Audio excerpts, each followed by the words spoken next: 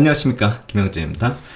어제는 이제 점도표 중심으로 FOMC 회의 점검을 해봤고요. 오늘은 그 이외 지표들도 한번 보고, 그리고 더 중요한 거는 이제 향후 시장 모습 한번 점검을 해보도록 하겠습니다. 그게 가장 중요하죠. 특히나 지금 이 현재 표 지금 보시듯이 미국 시장 보면은 사상 최고가 앞두고 있어요. 어영병 다 올라왔어요. 그래서 제가 이번에 이 FOMC 회의 때가 요 수렴된다고 말씀드렸잖아요. 24% 조정 구간 피보나치 비율로요. 그러니까 이렇게 올랐다가 빠졌다가 이 오름폭에 24%까지 이제 세 시장이 모두 다 모였기 때문에 이번에 수렴 이후의 모습이 이제 진짜 변곡점이 되는 게 아니냐. 제가 이제 그 말씀을 드렸는데 그 이후로 방향을 위로 이렇게 잡아서 올라가는 중이에요. 그래서 그렇다면 이 사상 최고까지 얼마 남았나 이렇게 오늘 따져보니까 다우가 6.9%, S&P가 9.9%, 나스닥 진짜 많이 올랐어요. 9.4%밖에 안 남았어요. 근데 이게 다우가 요새 좀 탄력이 떨어져가지고 하루에 뭐 조금씩 뭐 이렇게 내릴 때도 있고, 그런데 이번 주 따져보니까 이게 2% 넘게 올랐고, S&P가 3%, 그리고 이게 나스닥이 4%. 그럼 1, 2주 만에 뭐 이거 지금 도달한다는 얘기잖아요. 그래서 이제는 진짜 변곡점에 온 것 같아요. 이거 넘어가든지 박살이 나든지. 그래서 한번 그 얘기 오늘 한번 해보도록 하겠습니다. 이슈 포인트 보면은 여기 지금 외신 쪽에서 보면 이런 얘기 계속 나옵니다. Don't fight the Fed. 네. What Fed? 이게 뭐냐 이거죠. 그러니까 페드하고 싸우지 말라고? 근데 페드가 어딨어? 페드가 뭔데? 뭐 이런 식이에요. 그러니까 완전히 투명인간 취급을 해버리고 있어요. 있기는 있는 거냐? 그들은 힘을 잃었다. 이런 얘기죠. 근데 그렇게까지 이제 생각하는 것보다는 이제 말을 위해서 만든 말이다. 이렇게 저는 생각이 들고, 그리고 또 하나는 여기 이 영어로 이 페드가 이 레이트에 대해서 거짓말을 하고 있는 건지, 아니면 이코노믹 데이터가 리세션에 대해서 거짓말을 하고 있는 건지. 그러니까 시장 상승 자체가 페드가 안 올릴 금리를 올리겠다고 뻥카를 치고 있는 건지, 아니면 이코노믹 데이터가 리세션이 오지 않을 건데 리세션 오는 것처럼 나타내고 있는 건지, 시장이 왜 오르는 거냐? 이제 이런 얘기가 나오는 거예요. 한마디로 시장이 오르니까 이런 두 가지의 논리가 나오고 있다. 이것도 한번 살펴보겠습니다. 그리고 또 하나는 이 자산 시장이 안정 국면으로 이제 만약에 진입한다면 단기 유동성 국면 진입 가능성이 나오고 있어요. 저는 이 가능성이 가장 지금 중요하다라고 생각이 되기 때문에 오늘 이 두 가지를 한번 살펴보도록 하겠습니다. 근데 오늘 이 국무장관 이분이 중국으로 떠난다잖아요. 왜 떠나냐는 거죠. 지금 여기에 대해서 아무도 뭐 좋은 결과를 기대하는 분이 없더라고요. 그래서 제가 한번 따져봤어요. 음모론을 얘기하자는 게 아니라 여기 이렇게 제가 표시했듯이 자본시장 좀 안정이 좀 됐으면 하는 그런 기대감으로 따져본 건데, 예전에 제가 그 국채 발행 일정 말씀드리면서 오스트리아에서 이 제이크 설리번 국가안보보좌관하고 왕이 정치국 위원 이분들이 만나는 게 이제 이 5월 달에 이 11일이었는데 그때 10년물 30년물 국채 발행 일정이 있다라고 말씀드렸잖아요. 그리고 발행 결과 좋았어요. 그 다음에 G7 정상회의가 요때 있었고, 그때 국채 입찰 계획이 20년, 10년 팁스 2년, 5년, 7년, 2년 그 기간 동안에 있었어요. 그래서 제가 그때 말씀드렸잖아요. 이 모든 입찰들 결과가 다 좋았다고. 그리고 또 하나 추가적으로 이제 그 이전에는 한미 정상회담도 있었는데 그때도 이런 2년, 5년, 7년, 2년 FRN 거의 비슷한 그런 발행 일정들이 있어요. 우리 대통령께서 이제 거기서 이제 노래 부를 때가 딱 중간이었어요. 여기. 근데 하여튼 높은 분들이 만나면은 자본시장 쪽에서 좀 긍정적으로 이렇게 나타났다라는 거죠. 발행이 잘 됐어요. 그래서 뭐 여기 가가지고 뭐 중국한테 뭐 손 짝싹 빌고 좀 제발 좀 뭐 국채 좀 사주라 이렇게 하려고 한다 이 얘기를 하자는 게 아니라, 뭐 높은 분들이 만나면은 너무 이렇게 좋은 결과가 나올 수가 있지 않을까. 그래서 자본시장 좀 안정되지 않을까. 이번에도 좀 그렇게 됐으면 한다라는 기대감입니다. 뭐 음모론 제시하자는 거 아니니까요. 그래서 여기까지 한번 저분 방중하는 거는 그렇게 좀 살펴보고, 어제 이제 이 점도표까지 봤었잖아요. 오늘은 이제 요걸 좀 지나쳐서 요 미국 경제 중기 전망 이걸 한번 볼게요.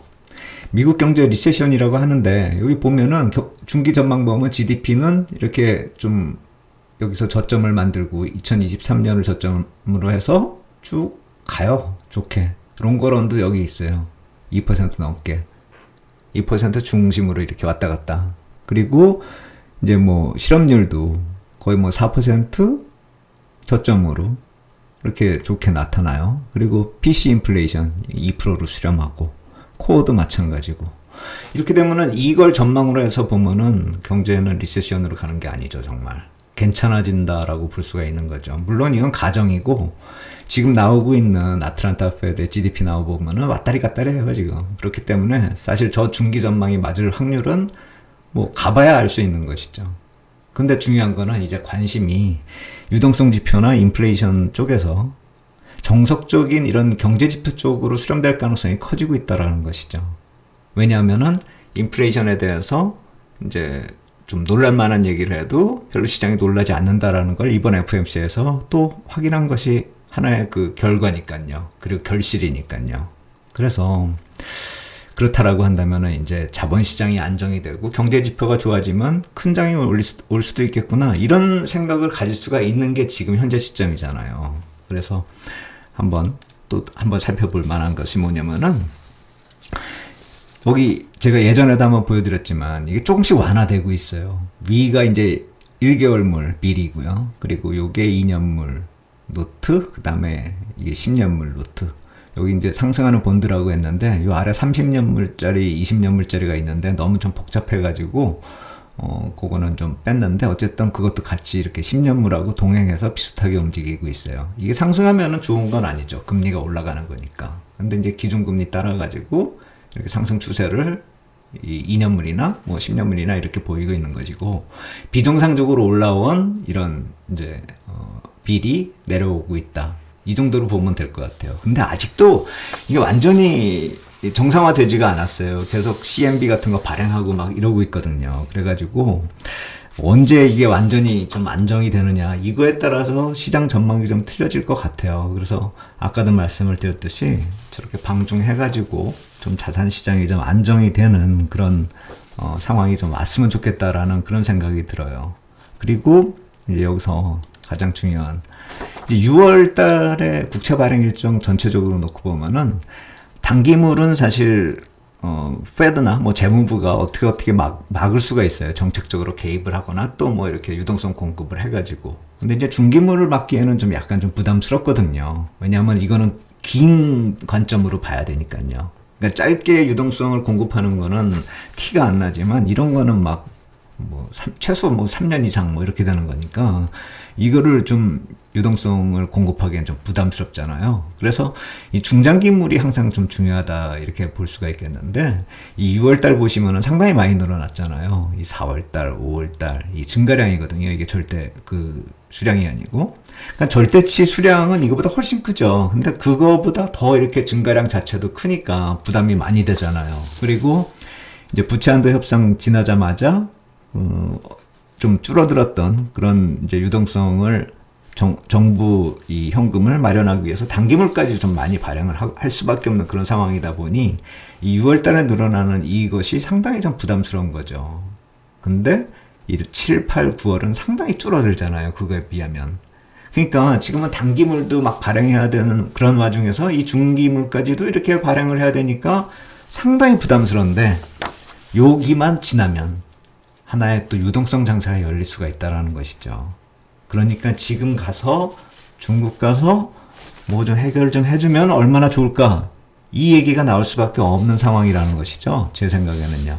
그래서 6월 FOMC 회의 시장에서 좀 놀랄만한 그런 표현 몇 가지 나왔었잖아요. 뭐 추가 금리 인상한다, 뭐 지역은행 불안하다, 뭐 이런 얘기. 근데 뭐 그런 얘기까지도 보면서도 시장이 버텼다라는 점을 본다면은 이런 모습 보면은 지금 이거 대단하잖아요. 그래서 과연 이게 이제 분기점이 되는 것인가 이걸 한번 또 따져볼 때가 됐다라는 것이죠. 그래서 이제 파생상품 만기일이잖아요, 오늘. 그래서 또 그것도 분기점이 될 수 있다라는 생각이 드는데 만약에 여태까지 발생됐었던 그런 악재들이 그냥 잠재돼 있었던 것이고 어떤 막혀 있고 그냥 호재만 반영이 되는 그런 상황이었고 그냥 이상하다 싶을 정도의 흐름이 나타났다. 그렇다면 이제 파생 상품이 기점이 돼가지고 다음 주부터는 그 반작용이 나타나면은 진짜 시장 한참 망가질 수가 있는 것이겠죠. 근데 만약에 펀더멘탈 개선으로 인해서 이런 모습이 서서히 반영이 되는 측면도 있다. 그리고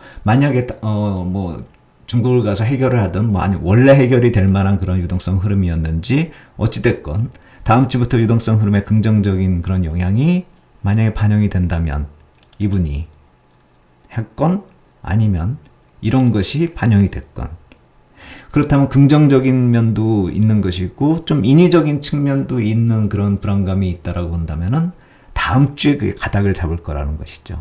그래서 지금 의외로 황당하게 상승을 한 측면이 있는 그런 모습인데 FOMC 회의 이후에 본격적인 그 변곡 흐름은 그 FOMC 회의 지난 다음에 어제 오늘의 모습이 아니라 다음 주부터의 모습이 정말 중요하다 이렇게 볼 수가 있는 것이죠. 제가 여태까지 설명해 드린 그 모습들을 보면은 다음 주부터의 흐름이 정말 진정 그 변곡 흐름이 시작이 되는 그 흐름이라는 걸 우리가 생각을 해볼 수 있습니다. 그렇기 때문에 주말 지나면서 뉴스 흐름도 한번 좀 가만히 좀 지켜보시고 다음 주부터의 흐름은 더 세심하게 좀 지켜볼 필요가 있다. 그리고 자산시장 유동성 흐름 어떻게 변화되는지는 다음 주부터 더 중요하게 좀 파악할 필요가 있겠다. 이렇게 생각이 됩니다.